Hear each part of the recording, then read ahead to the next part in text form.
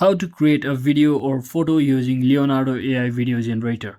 So first thing, just head over to any of your favorite browser and simply search in for app.leonardo.ai website, which is the official website of this Leonardo.ai. And once you open it, just make sure you have logged into your account. As you can see, I've already logged into my account. Now you can easily try any of the features such as images or video.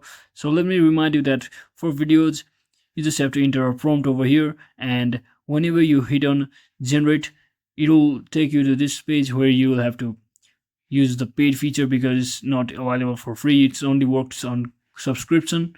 So let me try a new feature like for the image. So I can simply generate it, but the image is for free, so you can at least generate the full number of images for free just like this, and make sure your limit is not crossed. You can also use different account to generate it the same image type of images each time. So as you can see, it has generated me some type of image over here based on my prompt. So you can also change the image dimensions, number of image as well, but it must be subscribed. So that is exactly how you can easily create images or videos on Leonardo.ai. So thanks for watching. Don't forget to like and subscribe to the channel. See you on the next one.